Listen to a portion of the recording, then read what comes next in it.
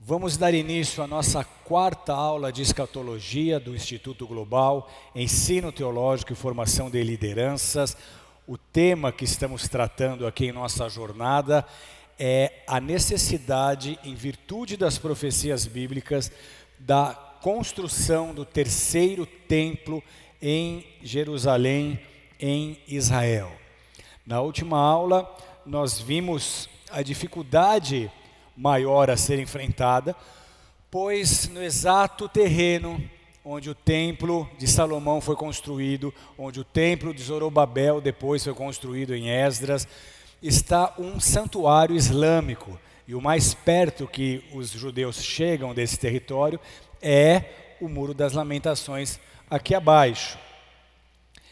Esse é um impasse, mas a Bíblia diz que o templo será reconstruído ainda assim. E aqueles que creem que esse templo precisa ser reconstruído, esperam uma intervenção divina para que essa profecia se cumpra.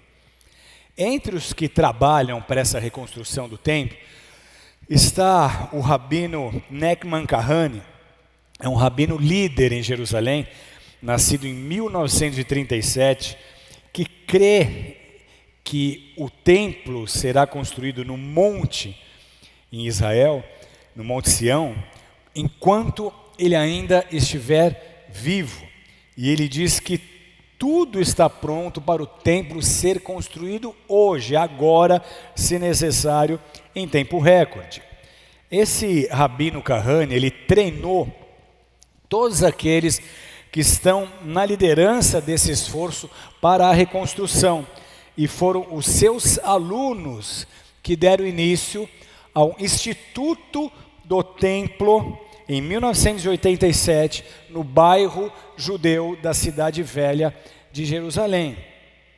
Esse instituto, o Instituto do Templo, tem treinado homens para o serviço no templo e tem acumulado todos os utensílios, os implementos necessários para o templo, inclusive a mesa da proposição, o altar do incenso e a menorá de ouro. Então todos os utensílios do templo, além do templo, também precisam estar prontos para que haja a restauração do templo e do sacrifício.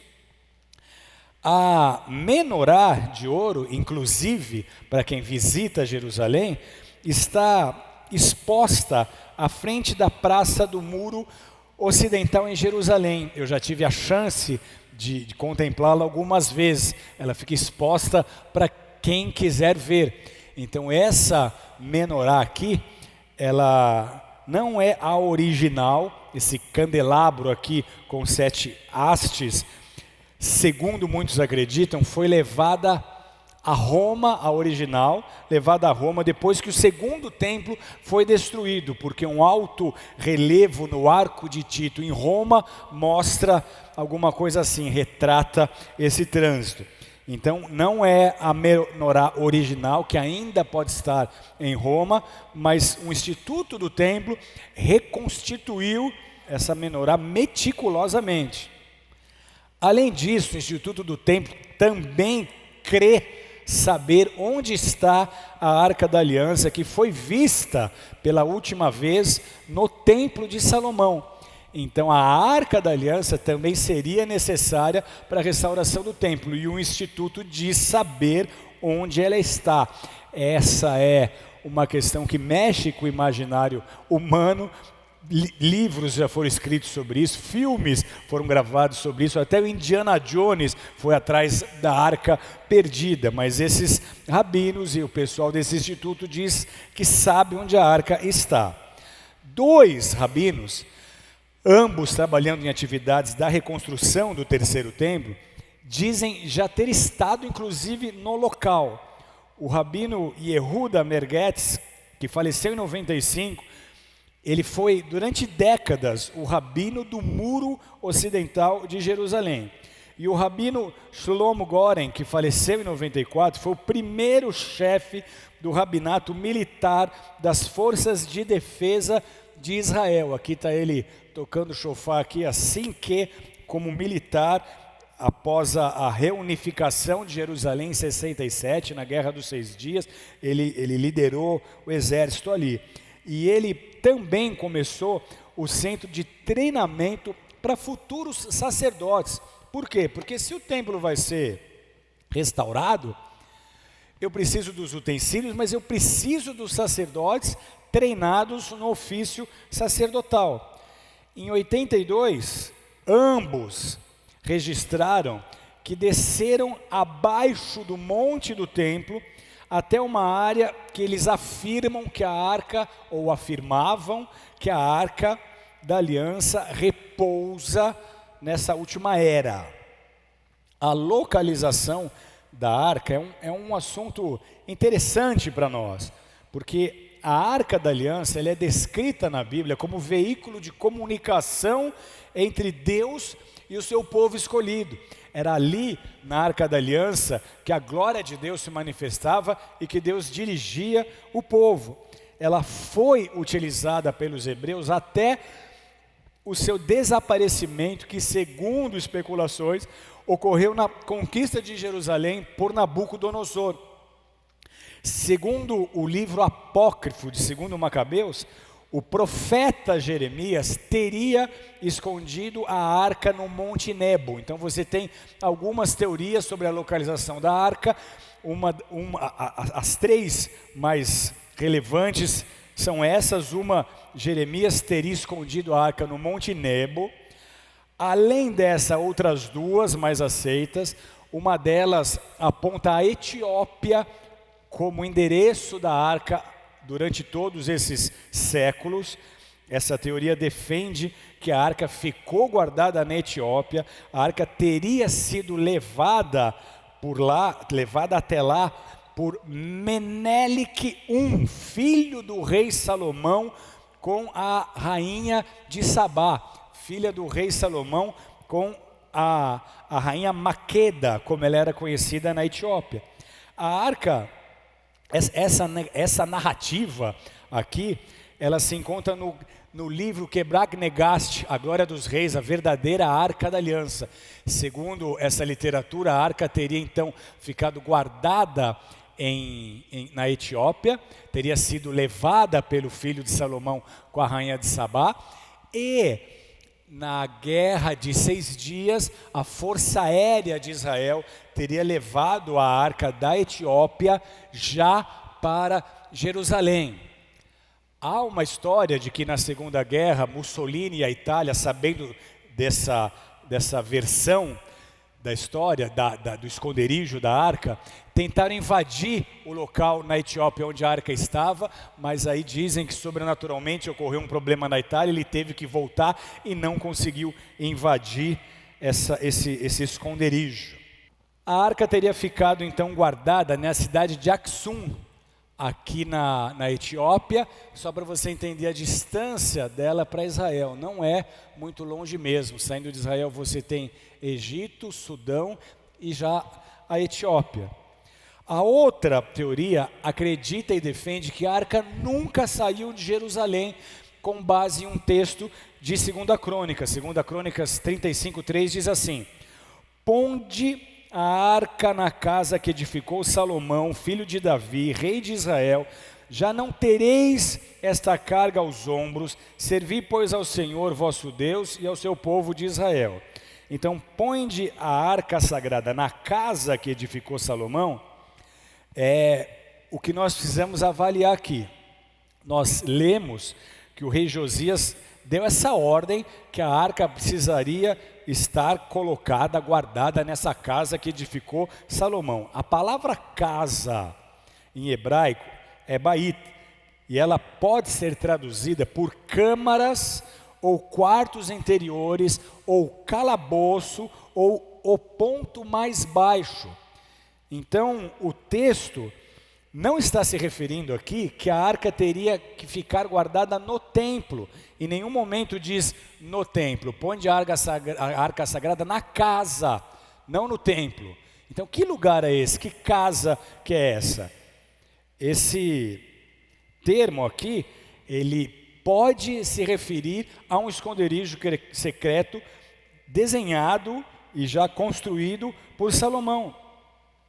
Então, o rei Josias, nesse texto aqui, ele reconhece a ameaça representada pelos babilônicos e pelos egípcios. Ele pede para a arca ser escondida. Os dois impérios, babilônicos e egípcios, estavam guerreando um contra o outro naquela época, e Israel foi pego no meio da batalha. Então, para proteger a arca de ser roubada por uma dessas nações aqui, o rei Josias ordenou aos levitas que levassem a arca a um esconderijo secreto e isolado debaixo do que agora seria o Domo da Rocha.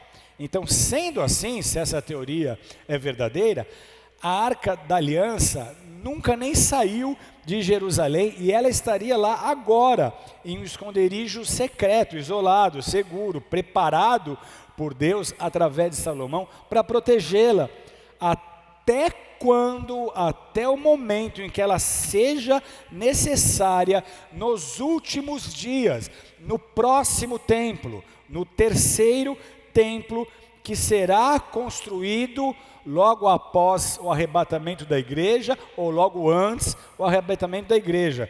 As evidências nos mostram, não há como comprovar isso, mas as evidências nos mostram que será depois do arrebatamento da igreja, como nós vamos estudar. Só que essa arca não será mais necessária no templo do Messias, de onde ele vai governar e vai reinar por 1000 anos, no reino por vir. Vamos entender isso também. Jeremias se revela, aliás, ele se refere a essa arca, dizendo que quando o Messias vier, ninguém mais vai mencionar a arca da aliança. Ele diz assim: sucederá que, quando vos multiplicardes e vos tornardes fecundos na terra, então diz o Senhor, nunca mais se exclamará a arca da aliança do Senhor. Ela não lhes virá à mente, não se lembrarão dela, nem sentirão falta, e não se fará outra.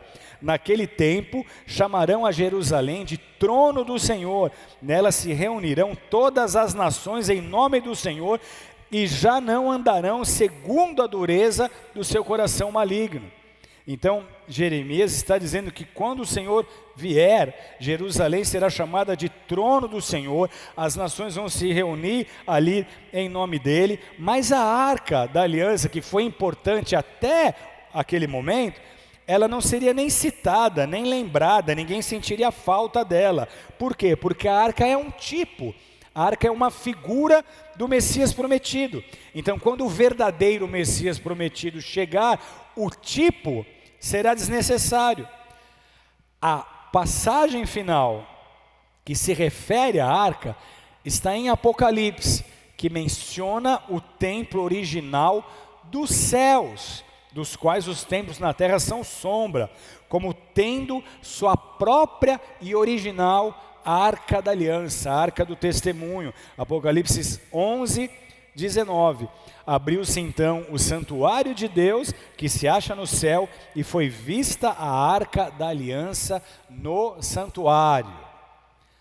Há ainda outras ações desses grupos criados pela construção do terceiro templo em Jerusalém. Embora, como nós vimos, o judaísmo tenha como lugar mais sagrado para si o monte do templo, o povo judeu não tem autorização, não tem permissão nem para orar ali, nem para subir ali em grandes grupos, porque ele é controlado pelo Islã.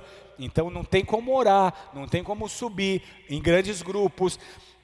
Israel, na verdade, ele deu esse monte aos muçulmanos, deu aos muçulmanos o controle desse monte, como um gesto de boa vontade, depois da reunificação da cidade em 1967. Um dos grupos formado com o mesmo objetivo, o grupo chamado Os Fiéis do Monte do Templo, dizem ter uma pedra fundamental para começar, uma pedra fundamental já pronta, já preparada, para quando for se iniciar a construção, se começar o início da construção do templo. perto de Jericó, no Vale do Rio Jordão, já há um centro, na verdade há alguns anos, há um centro de treinamento que educa homens que creem ser da tribo de Levi e da família sacerdotal sobre como servir no próximo tempo. Então já está havendo treinamento dos sacerdotes estagiários sendo treinados para saber como agir, como oferecer os sacrifícios quando houver essa reconstrução do templo. Nos últimos 25 anos, esse centro já treinou milhares vindos de toda parte do mundo. Aqui nas ilustrações nós vemos algumas fotos de como esse treinamento acontece e de como eles estão sendo preparados, porque além do templo e dos utensílios, os sacerdotes também precisariam estar preparados. Muitas das vestes sacerdotais, inclusive, estão sendo preparadas e guardadas. Por quê? Porque simultaneamente a destruição do templo, também se foi a função do sumo sacerdote. Desde a destruição do templo em 70 depois de Cristo, que não existe a função do sumo sacerdote.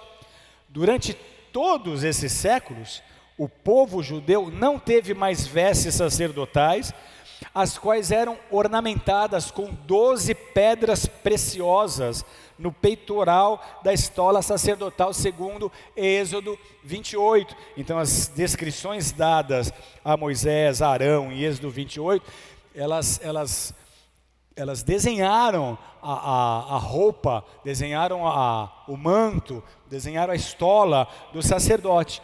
Então aqui, essa foto que nós observamos aqui, já é a peça restituída.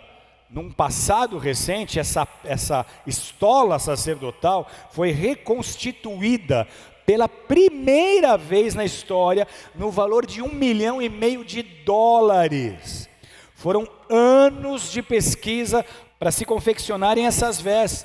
Procuraram fibras de linho especiais importadas da Índia. Muitas viagens ao exterior foram necessárias para se obter as cores corretas das roupas, porque Deus deu especificações de cor, de tecido, de como a roupa precisava ser. Emissários chegaram a ir a Istambul para comprar os casulos das montanhas, do qual se extrai o correto tom de carmesim. O segredo do tom do azul ficou perdido desde a destruição do segundo templo, até que uma organização não lucrativa, uma ONG, identificou como sendo o azul murex trunculus, olha os detalhes, ou Eplex trunculus, o molusco corante tirado, ou molusco corante listrado, que se encontra nas proximidades do mar Mediterrâneo. Então olha quanta dedicação, quanto esforço, quanto investimento, simplesmente para construir ou para reconstituir a veste sacerdotal, para que ela esteja de acordo com as Escrituras, para a restauração do culto, do sacrifício no terceiro templo. Além disso, olha que interessante, também já estão preparados os instrumentos musicais a serem tocados no coro levítico, conforme ordenado pelo rei Davi em 1 Crônicas 16. Inclusive os mais importantes, os principais, a arca, o chofar e a lira. Milhares de instrumentos já foram construídos e já estão prontos, esperando o templo do culto ser restaurado no templo. Como consequência da reivindicação islâmica sobre os 144 mil metros quadrados da área do templo, até hoje não foi possível introduzir esses sacrifícios novamente pelos judeus. Porém, meus queridos, olha que incrível o que nós vamos ver aqui. A novilha vermelha necessária para o sacrifício, até a novilha vermelha necessária para o sacrifício, já está preparada. Esse instituto do templo, ele anunciou em 2018 o nascimento da primeira bezerra vermelha em 2000 anos. Em 2000 anos, eles estão anunciando o nascimento da primeira novilha vermelha, que sem dúvida nenhuma também significa um sinal sério do fim dos tempos. Nós temos inclusive uma matéria no Brasil sobre isso. Nascimento da primeira bezerra vermelha em 2000 anos é visto como sinal do fim dos tempos. Essa matéria é de setembro de 2008, ou seja, extremamente recente. O surgimento desse animal, ele é um pré-requisito necessário para a existência do templo. Uma semana após o nascimento dessa bezerra, que ocorreu no dia 28 de agosto, olha que interessante, mesmo dia do nosso filho Natan, 28 de agosto. Uma semana após o seu nascimento, a novilha foi submetida a extensos e intensos exames por especialistas rabínicos que determinaram os requisitos descritos em Números. Falou mais o Senhor a Moisés, Números 19:2, e a Arão dizendo: este é o estatuto da lei que o Senhor ordenou, dizendo: dize aos filhos de Israel que tragam uma novilha vermelha, que não tenha defeito e sobre a qual não tenha sido posto jugo. E a dareis a Eleazar o sacerdote, ele a tirará para fora do arraial e degolar-se-á diante dele, e Eleazar o sacerdote tomará do seu sangue com o seu dedo, e dele aspergirá para a frente da tenda da congregação 7 vezes. Essa novilha vermelha, ela também aponta para Jesus, ela também é um tipo de Jesus. De acordo com a tradição judaica, apenas 9 novilhas vermelhas foram abatidas, foram sacrificadas no período que se estende desde Moisés até a destruição do segundo templo. Segundo essa tradição, só 9 vermelhas novilhas foram sacrificadas desde Moisés até a destruição do segundo templo. Esse animal, ele era levado então aos sacerdotes como um sacrifício, e as suas cinzas eram usadas para a purificação dos israelitas que entraram em contato com um cadáver.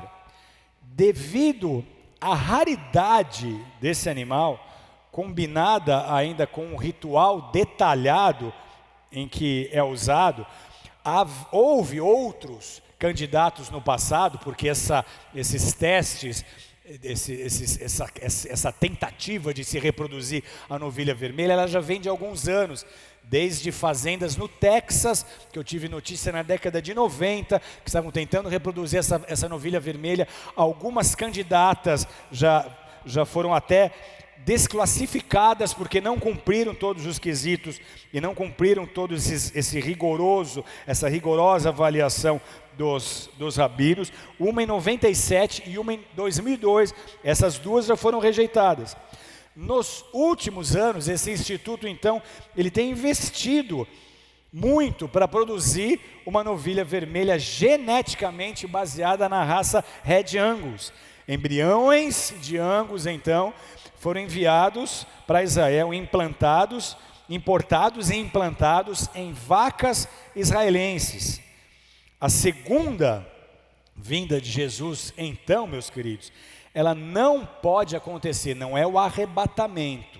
A segunda vinda de Jesus, ela não pode acontecer até que o terceiro templo seja construído em Jerusalém, o que requer o surgimento de uma novilha vermelha nascida em Israel. Sobre isso ainda, Hebreus 13, 12 e 13 diz: Jesus também sofreu fora das portas da cidade para santificar o povo por meio do seu sangue. Portanto, saiamos até ele fora do acampamento, suportando a desonra que ele suportou.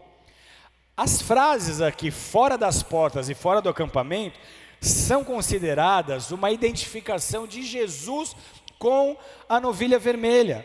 porque assim como ela era abatida fora do acampamento, Jesus também teve que sair para fora de Jerusalém, para fora das portas da cidade. Vamos entender isso então com os nossos corações abertos. Não houve um bezerro vermelho em 2000 anos. Sem nenhuma dúvida, isso também é um forte sinal dos últimos dias. Nós vamos ver um rápido vídeo aqui de imagens da novilha vermelha que foram divulgadas pelo Instituto do Templo. Consegue soltar para a gente?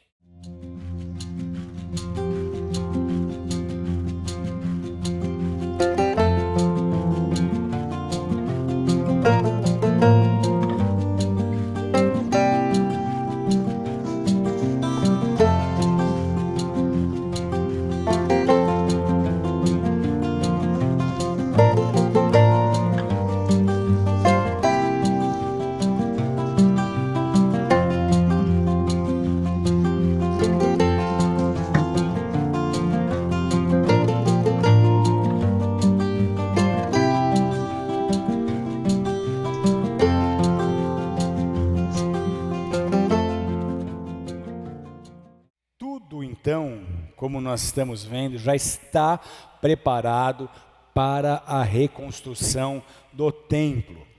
Por que esse é um sinal tão importante para nós? Porque o cenário final dos fins dos tempos na palavra de Deus exige que um templo judeu esteja erigido quando o anticristo governar o mundo. Esse anticristo, como foi profetizado, profanará o templo e o povo judeu será forçado novamente a deixar o templo, porque ele se manterá fiel a Deus e se recusará a adorar o anticristo.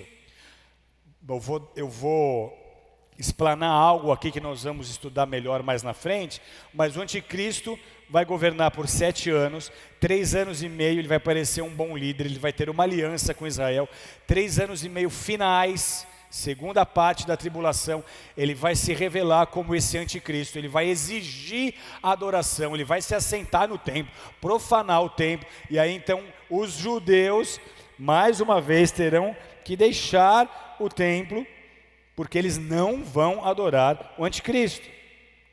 Ele fará firme aliança com muitos por uma semana, na metade da semana fará cessar o sacrifício e a oferta de manjares, sobre a asa das abominações virá o assolador, até que a destruição que está determinada se derrame sobre ele. Então a primeira metade da tribulação, ele fará aliança com muitos, ele fará aliança com Israel. Na metade seguinte, nos outros 3 anos e meio, ele vai fazer cessar o sacrifício, e aí a abominação virá até o momento que a destruição, que exatamente a destruição que Jesus trará a ele, que está determinada, se derrame sobre ele. Então a segunda vinda de Jesus, ao final desses 7 anos, trará a destruição determinada ao anticristo, ela será derramada sobre ele. No sermão de Jesus, no Monte das Oliveiras, ele confirmou essa profecia de Daniel, Mateus 24:15. Quando, pois, virdes o abominável da desolação, de que falou o profeta Daniel no lugar santo. Então Jesus está confirmando que o anticristo, revelado pelo profeta Daniel, viria como uma abominação no lugar santo, e esse seria um sinal. Ele chamou essa profanação toda de o abominável da desolação, e disse que ela ainda não havia acontecido, ou seja, escatologia. Um dia o Messias, Jesus, voltará para Jerusalém e construirá o seu templo nesse terreno. Essa é uma das linhas teológicas apresentadas, a que mais nós nos inclinamos a abraçar. Por quê? Porque esse terceiro templo que está sendo construído, não é o terceiro templo que Jesus vai construir. Zacarias 1,16 diz assim: portanto, assim diz o Senhor, voltei-me para Jerusalém com misericórdia, a minha casa nela será edificada, diz o Senhor dos Exércitos, e o cordel será estendido sobre Jerusalém. Zacarias 6,12 diz assim: e diz-lhe, assim diz o Senhor dos Exércitos, eis aqui o homem cujo nome é Renovo, ou seja, Jesus, ele brotará do seu lugar e edificará o templo do Senhor. Então, a partir desse templo que Jesus, o Renovo, edificará, ele governará o mundo no período do milênio. Zacarias 6,13, ele mesmo edificará o templo do Senhor e será revestido de glória, assentar-se-á no seu trono e dominará, e será sacerdote no seu trono, e reinará perfeita união entre ambos os ofícios, sacerdote e rei. Olha que incrível o que Zacarias está nos dizendo aqui, que Jesus virá e ele edificará esse templo. O terceiro templo, apesar de todo o esforço que está sendo feito, não é o templo que Jesus vai edificar. Nós não sabemos o que vai acontecer com esse templo, mas nós sabemos que quando Jesus vier, ele vai edificar o templo. Esse templo é descrito com detalhes vívidos e precisos em Ezequiel. Ezequiel, do capítulo 40 ao capítulo 46, descreve detalhadamente esse templo. Nada que tenha sido construído até agora se encaixa na descrição de Ezequiel.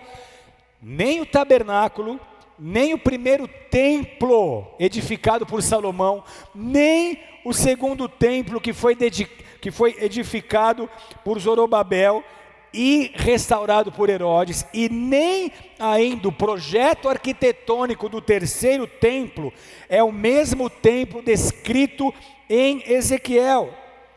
E em Ezequiel nós vemos algo singular. A glória do Senhor entrou no templo pela porta que olha para o oriente. O Espírito me levantou e me levou ao átrio interior, e eis que a glória do Senhor enchia o templo.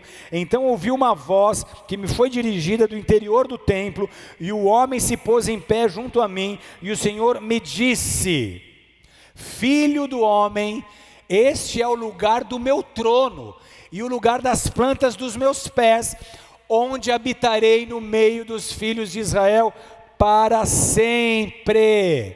O profeta Ezequiel então está tendo uma visão desse templo. Lá em Ezequiel 43, versos 4 a 7, ele está dizendo que a glória do Senhor entrou no templo pela porta que olha para o oriente, ou seja, é a porta a leste, onde Jesus vai entrar em Jerusalém, onde Jesus vai entrar na região do templo.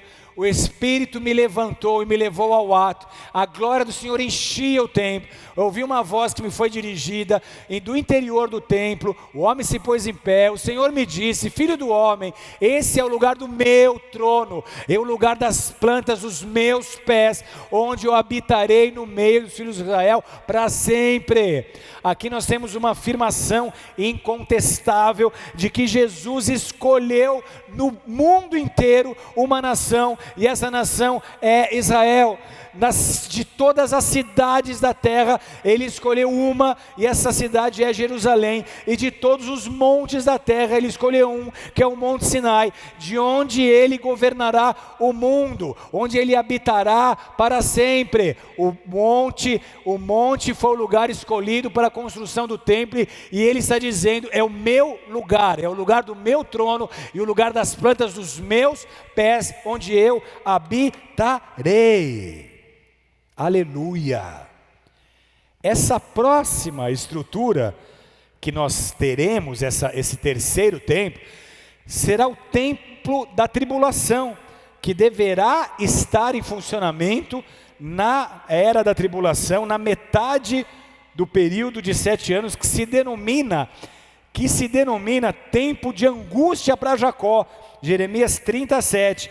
Ah, que grande é aquele dia, e não há outro semelhante. É tempo de angústia para Jacó, ele, porém, será livre dela.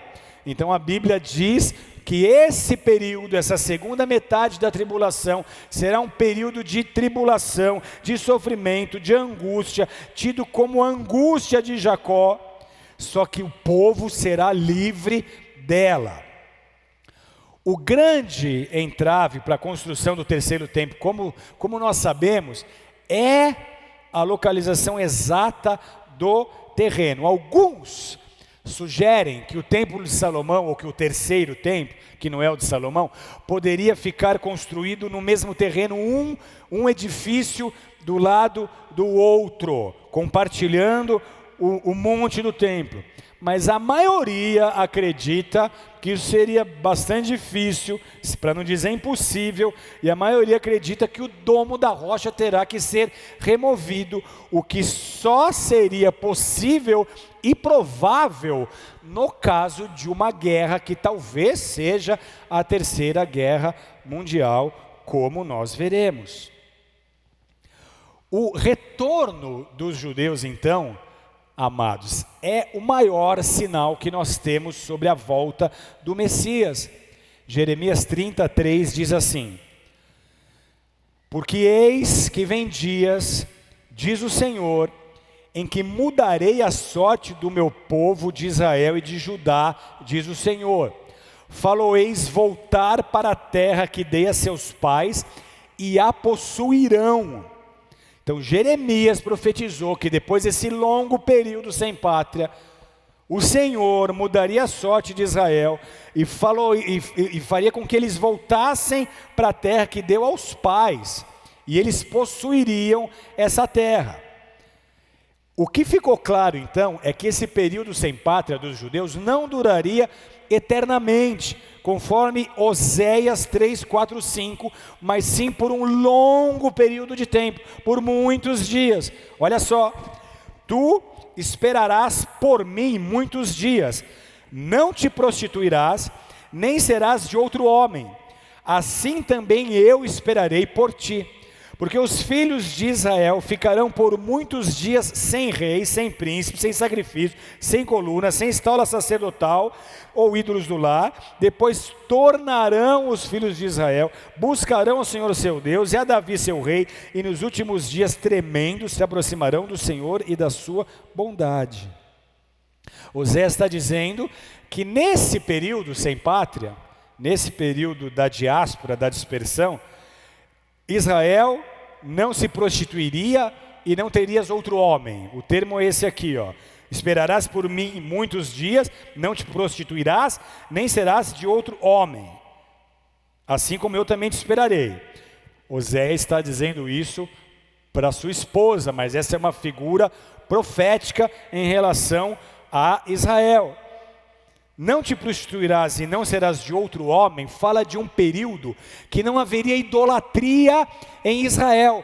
A prostituição, o adultério, na Bíblia sempre teve a ver com idolatria, com adoração a outros deuses. Deus considerava e considerou biblicamente isso como prostituição, como adultério. Então ele está dizendo que nesse período não haveria prostituição, nem outro homem possuiria Israel, ou seja, período sem idolatria. A partir da saída do Egito, a história de Israel no Antigo Testamento é tragicamente assinalada pelas suas constantes recaídas na idolatria. Nos dias da história de Israel, tanto a religião dos sumérios, dos egípcios, dos cananeus, dos babilônicos, dos assírios, sempre foram um problema para eles. De tempos em tempos eles se voltavam a esses falsos deuses, eles se envolviam em idolatria, eles traziam postes ídolos dessas culturas para dentro de Israel, como foi os postes ídolos em honra a Baal, em honra a Sera. E as imagens de escultura, então, sempre estiveram presentes na história de Israel. Apenas através desses atos de Israel, os dois primeiros mandamentos, em Êxodo 21 e 6, eram transgredidos de maneira grave e constante. Nessa época em que o povo de Israel havia se tornado culpado seriamente por causa da idolatria, Oséias profetizou que o longo período sem pátria, que viria como consequência de rejeição ao Messias, seria caracterizado pela ausência dessa idolatria. E isso se cumpriu exatamente dessa forma, porque apesar do povo judeu ter rejeitado o Messias, Jesus Cristo, durante os últimos 2000 anos, esse povo não decaiu mais para o culto aos postes ídolos e às imagens de escultura. Em contraste com o cristianismo confesso, que adotou a idolatria a imagens, a santos, a Maria, o judaísmo, que sempre foi idólatra no Antigo Testamento inteiro, nesse período, em cumprimento à profecia de Oséias, não recaiu com idolatria. Nenhum momento de 135 até agora, o povo se envolveu com postes ídolos ou com imagens de escultura.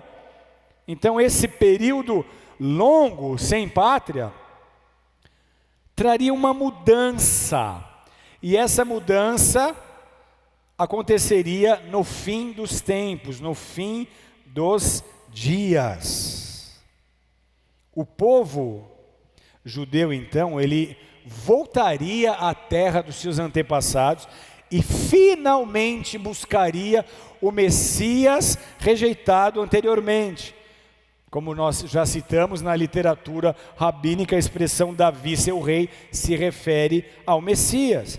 Nós temos aqui então uma profecia impressionante, quase 1000 anos antes da destruição total do antigo Estado de Israel, em 135 depois de Cristo, foi profetizado esse longo período sem pátria para o povo judeu, como também o posterior retorno e a fundação do novo Estado de Israel, porque o texto diz, depois tornarão os filhos de Israel. De fato, foram muitos dias que abrangeram o período entre 135 até 1948, quando o Estado de Israel foi restaurado, foi fundado, num dos maiores milagres dessa era, porque essa votação ocorreu na ONU, com uma votação decisiva de um brasileiro, Oswaldo Aranha. Foi a única resolução da ONU a favor de Israel. Todas as outras desde então são contrárias a Israel. Então foi um dos maiores milagres dessa era, e nós vamos depois entender os dois lados disso, entender como também os Illuminati estão por detrás dessa história toda. Vamos tratar disso em sala de aula, mas o fato é que foram muitos dias entre 135 e 1948.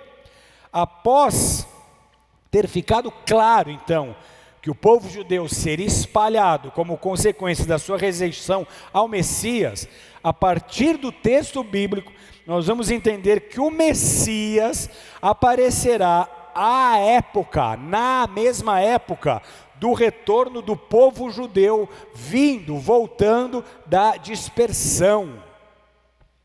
Para isso nós vamos para Ezequiel agora. Ezequiel 37 reforça a volta do povo judeu a Israel. Ezequiel 37, 22 diz assim: dize-lhes, pois, assim diz o Senhor Deus, eis que eu tomarei os filhos de Israel de entre as nações, para onde eles foram, e os congregarei de todas as partes, e os levarei para a sua própria terra. Então, quem está por trás da volta do povo judeu para Israel? O próprio Deus.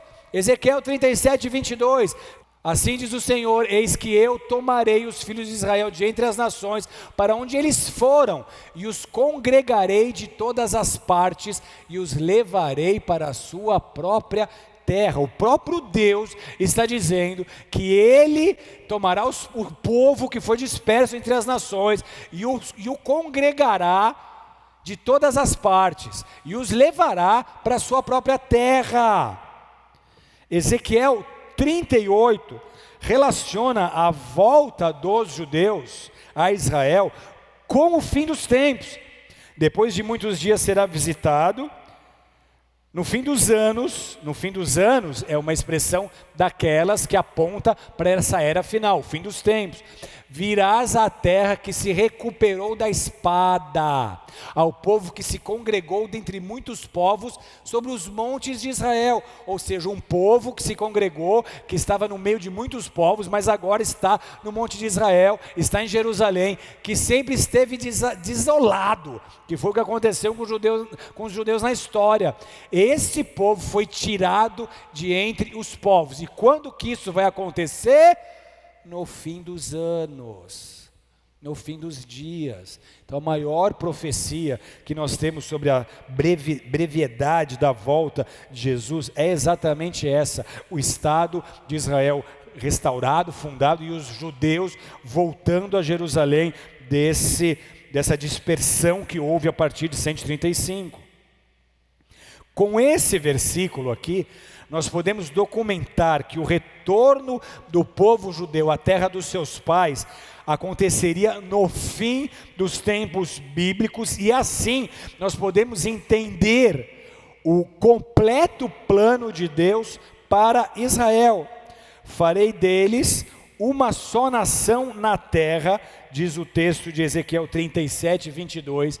Farei deles uma só nação na terra, nos montes de Israel, e um só rei será rei de todos eles. Nunca mais serão duas nações, nunca mais para o futuro se dividirão em dois reinos. Se dividirão em dois reinos, nunca mais se contaminarão com seus ídolos, nem com as suas abominações, nem com qualquer das suas transgressões. Livrá-los-ei de todas as suas apostasias em que pecaram, e os purificarei. Assim eles serão o meu povo, eu serei o seu Deus. O meu servo Davi, que é Jesus, reinará sobre eles. Todos eles terão um só pastor, andarão nos meus juízos, guardarão os meus estatutos e os observarão. Habitarão na terra que deu meu servo Jacó, na qual vossos pais habitaram. Então quem? O próprio Deus vai trazer o povo e vos fazê-lo habitar na terra que deu aos pais. Habitarão nela, eles e os seus filhos, e os filhos de seus filhos, para sempre. E Davi, que é Jesus meu servo, será seu príncipe eternamente. Farei com eles aliança de paz, e será aliança perpétua. Estabelecê-los-ei e os multiplicarei, e porei o meu santuário no meio deles para sempre. O meu tabernáculo estará com eles, eu serei o seu Deus, e eles serão o meu povo. As nações saberão que eu sou o Senhor, que santifico a Israel, quando o meu santuário, que é a presença do próprio Jesus, estiver para sempre no meio deles. Então, o plano de Deus para a igreja é salvação. O plano de Deus para Israel é salvação. Deus quer salvar tanto os gentios quanto os judeus. Em Joel, 8 séculos, 800 anos antes, quase que nós conseguimos ouvir a voz do Messias. Joel 3, 1, 2, eis que naqueles dias e naquele tempo em que mudarei a sorte de Judá e de Jerusalém, congregarei todas as nações e as farei descer ao vale de Josafá, e ali entrarei em juízo contra elas por causa do meu povo e da minha herança, Israel, a quem elas espalharam por entre os povos. Como sabemos, naqueles dias e naquele tempo se trata de uma designação técnica que aponta para o fim dos tempos. Justamente nessa época, conforme Joel, o Messias estará aqui na terra, no Vale de Josafá. Esse é um nome dado para o Vale do Cedron, é um vale que fica entre o Monte das Oliveiras e o Monte do Templo em Jerusalém. Ali o Messias efetuará o julgamento dos povos e trará à pauta aquilo que os povos causaram a Israel no passado. Então cada nação será julgada pela forma como ela se relacionou com Israel. Joel ressalta ainda que o fim dos tempos é um período no qual o destino dos judeus e da cidade de Jerusalém teria uma mudança positiva. Eu mudarei a sorte de Judá e de Jerusalém. Depois que não parecia haver esperança para o destino do povo judeu sem pátria, entre o século I e o século XIX, sem pátria, em 1882, aconteceu uma mudança positiva. Naquela ocasião, guarda essa data, 1882, naquela ocasião tornou-se real a primeira onda de imigração judaica na terra dos antepassados, ou para a terra dos antepassados. Esses primeiros judeus imigrantes na terra de Israel foram judeus russos. Sobre a perseguição, a pressão da perseguição promovida pelos últimos czares da Rússia, milhares de judeus emigraram da Rússia para esse território que começou a ser chamado de Palestina entre 1882 e 1904. Depois seguiu-se uma onda após outra, de maneira que até hoje milhões de judeus retornaram à terra dos antepassados, e esses vindo dos 5 continentes. Com isso, nós temos bem demarcado o início dos tempos e o fim dos tempos. No contexto da primeira vinda do Messias, nós temos o início dos tempos, que durou o tempo do nascimento de Jesus até o Estado judeu ser exterminado pelo Império.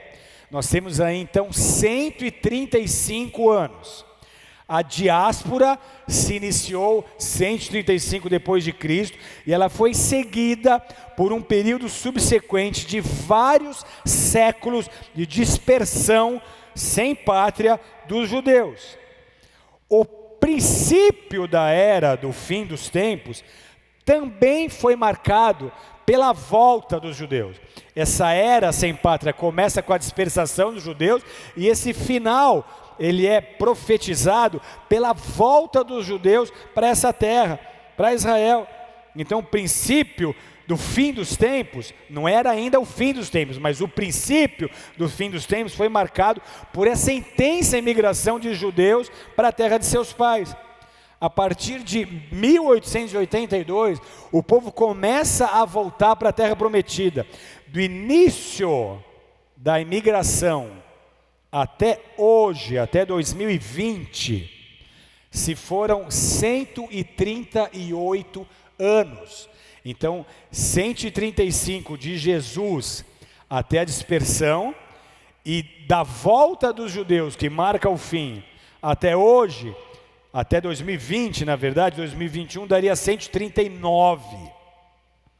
Vamos lá, até 2017, deu 135 anos.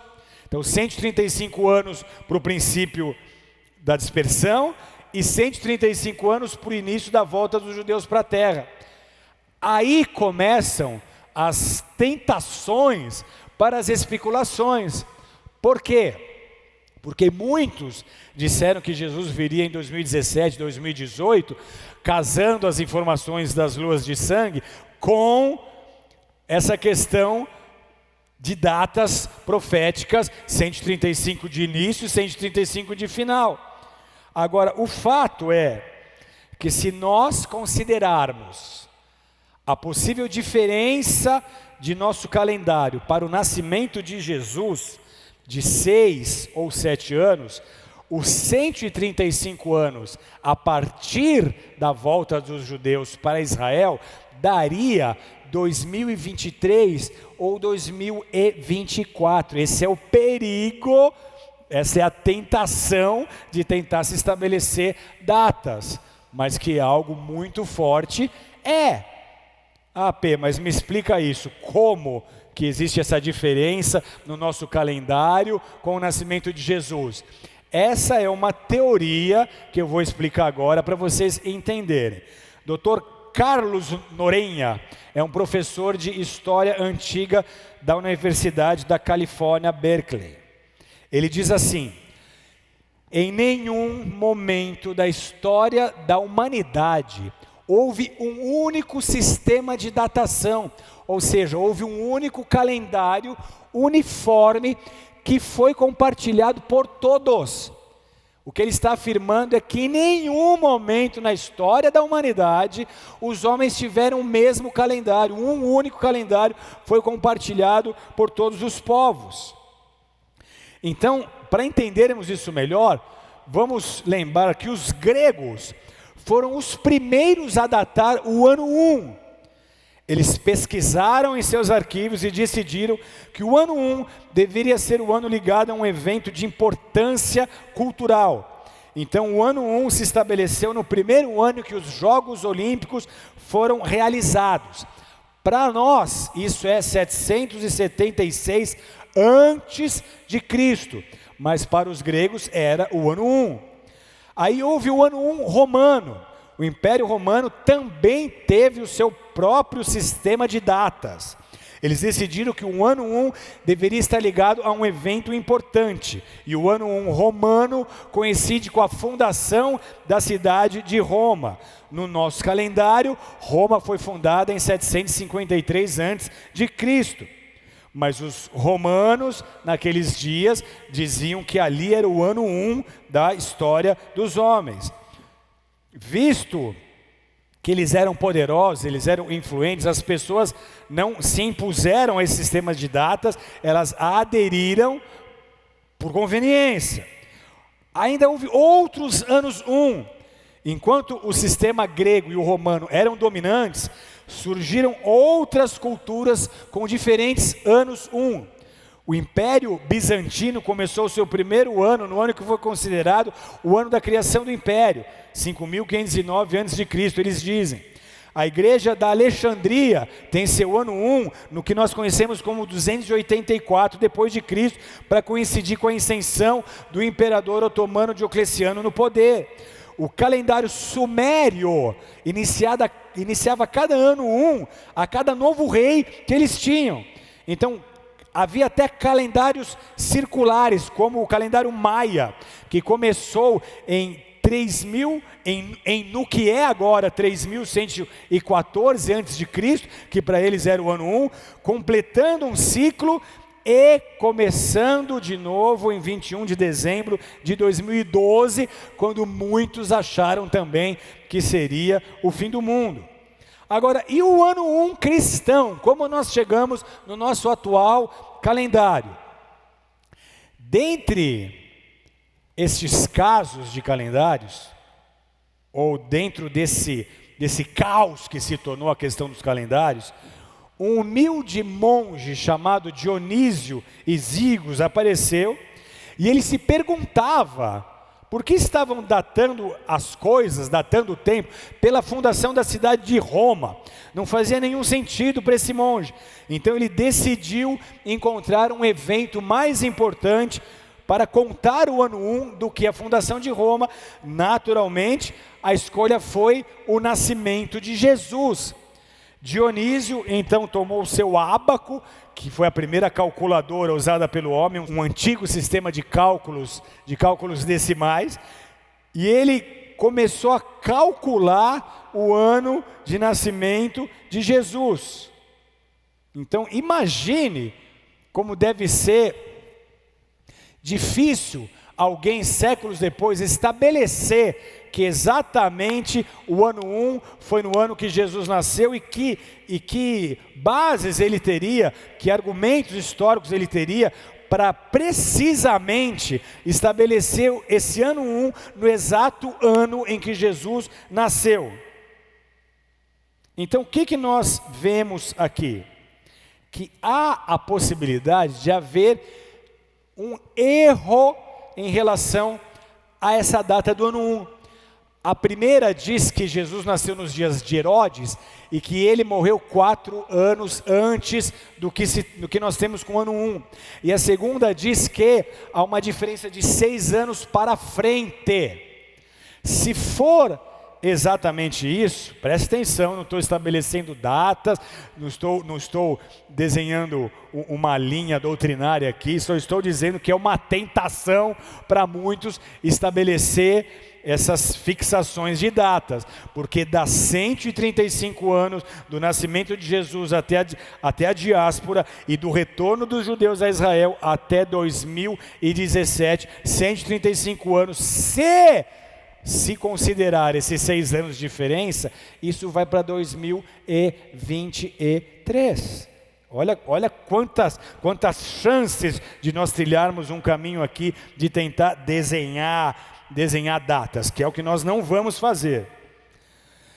No estudo dos textos proféticos da Bíblia, é muito importante nós nos atentarmos ao fato de que o conceito de fim dos tempos não se refere a um evento pontual, não se refere a um evento, mas a uma época, a um processo. Então, o fim dos tempos é a época, é o processo da mudança do destino do povo judeu.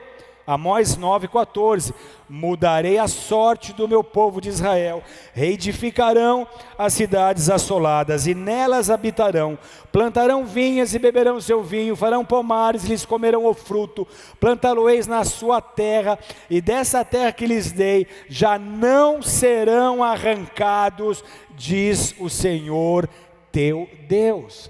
Então ele está dizendo que Israel estaria naquela terra, plantaria, colheria, e dali ele não seria arrancado. Então esse é um processo durante o qual Israel será restaurado. O decurso dessa evolução aqui, de acordo com a visão de Ezequiel 37, 1 e 14, o que é a visão 37, 1 e 14 de Ezequiel? É a visão do vale de ossos secos. Então era um vale de ossos secos que se tornou um corpo ressuscitado e restaurado. Isso não foi de uma hora para outra. Primeiro começou a se restaurar os ossos, os tendões, a carne, pele. Ou seja, é exatamente isso que vai acontecer com Israel. Vai ocorrer em várias fases, e esse término só será alcançado, só será consumado quando o Messias, quando Jesus surgir como o Rei do mundo. Nesse estudo também, é importante nós entendermos que há profecias que se cumpriram parcialmente, mas não integralmente. Como nós vamos ver, determinadas passagens bíblicas falam sobre certos eventos pontuais que ocorrerão durante esse período, e outras passagens descrevem o todo, dando uma visão de conjunto. Nesses textos aqui, pode-se constatar determinados eventos cumpridos parcialmente, sem ainda o seu cumprimento integral. O cumprimento total e pleno se dará só quando o Messias estiver aqui, na sua segunda vinda. Então, por exemplo, Jeremias 31, de 8 a 10. Eis que os trarei da terra do norte, e os congregarei das extremidades da terra, e entre eles também os cegos e aleijados, as mulheres grávidas e as de parto, em grande congregação voltarão para aqui. Virão com choro e com súplicas os levarei, guiá-los-ei ribeiros de água, por caminho reto, em que não tropeçarão, porque sou pai para Israel. Vamos voltar e ler isso aqui de novo. Porque virão com choro, súplica, guiá-los-eis, o caminho que você vai, porque sou pai para Israel, e Efraim é meu primogênito. Ouvi a palavra do Senhor, ó nações, e anunciai nas terras longínquas do mar, e dizei: aquele que espalhou, ele mesmo espalhou a Israel, o congregará e o guardará como o pastor ao seu rebanho. Então vamos analisar esse texto. Hoje a volta dos judeus da terra do norte em grande congregação está praticamente cumprida, porque essa terra do norte na Bíblia é Rússia. Moscou está exatamente na mesma linha de Jerusalém ao norte. Então, mais de 1 milhão de judeus russos Já emigraram da Rússia para Israel, de todas as regiões ali, na verdade, da antiga União Soviética para Israel. Então no versículo 10 é falado sobre essa dispersação, aquele que espalhou o congregará. Parte dessa profecia está se cumprindo agora, o restante só com a volta do Messias. Então a afirmação de que o Messias guardará, guiará, pastorear, que ele será como um pai, poderá ser cumprida só quando o Messias estiver de volta. Nós vamos então avaliar mais de 175 profecias que se cumpriram no decorrer dos anos e das décadas entre 1882 e 2021, e agora, ok? Vamos avaliar profecias que começaram a se cumprir em 1882 e se cumpriram agora. Todas elas referentes à volta do povo judeu para Israel e como isso aponta para a vinda do Messias e para os dias finais. Ok? São 175 profecias. Assim será comprovado clara e incontestavelmente que de fato nós estamos vivendo no período do fim dos tempos e que Jesus Cristo voltará em breve. Maranata, ora vem Senhor Jesus, aleluia. Nesse conjunto aqui de mais de 175 profecias, não se trata de se fazer, nós não vamos fazer aqui uma apresentação que esgota completamente o assunto das previsões que se cumpriram nessa época, mas mesmo assim vai ser um estudo bem abrangente desse tema aqui, ok? Então nós temos o nosso próximo quadro, que mostra de forma clara aqui esses 135 anos. Na verdade, os 135 começou em 1882, terminou em 2017. Olha a coceira aqui para fazer previsões, que é o que nós não vamos fazer, mas se há mesmo aqueles 6 anos de diferença no calendário, isso aqui daria 2023. Por isso que muito pregador, profeta se perde e sai falando bobagem, profetizando a data ou o ano que Jesus vai voltar, ok? Então nós temos esse quadro aqui que mostra que o fim dos tempos é o período abrangido desde a primeira onda. Então quando começou o fim dos tempos? Quando os judeus começaram a emigrar para Israel. Então o fim dos tempos começou em 1882 com a primeira onda de imigração e ele está durando até o final aqui, quando Jesus virá buscar a sua igreja e voltará para reinar. Nessa época aqui deveria acontecer inúmeros eventos do fim dos tempos. 175 profecias se cumpriram e nós vamos comprovar isso aqui, ok? Próximo quadrinho. Então, do nascimento de Jesus até a extinção de Israel, também foi 135. Só para te dar uma ilustração, para isso ficar bem gravado para você, para ficar bem claro como essas profecias estão se cumprindo. Eu sou apaixonado pelas Escrituras. Quanto mais eu estudo, mais eu percebo que eu preciso estudar mais. A Bíblia é uma fonte de revelação em que os teólogos mergulham sem nunca conseguir encontrar o fundo. Eu tenho muito prazer em poder estar aqui com vocês, estudando, compartilhando, para que juntos estejamos aprendendo sobre aquilo que a Bíblia diz sobre esses dias, que a Bíblia diz sobre o fim dos tempos. Que Deus abençoe muito a vida de vocês. Eu quero dar mais uma aula aqui que vai ser aberta no YouTube, e aí as próximas aulas serão dadas no site do Instituto Global, e aqueles que quiserem participar vão precisar fazer a inscrição, e na próxima aula nós daremos detalhes sobre isso. Na semana passada eu disse que seria hoje, mas hoje eu estou dizendo que vai ser na próxima, porque mais uma ou 2 aulas nós vamos dar ainda aqui sendo transmitidas pelo YouTube, ok? Para que o máximo de pessoas possíveis possa começar a entender, se engajar e se preparar para o porvir. Fiquem com Deus, Deus abençoe, até semana que vem.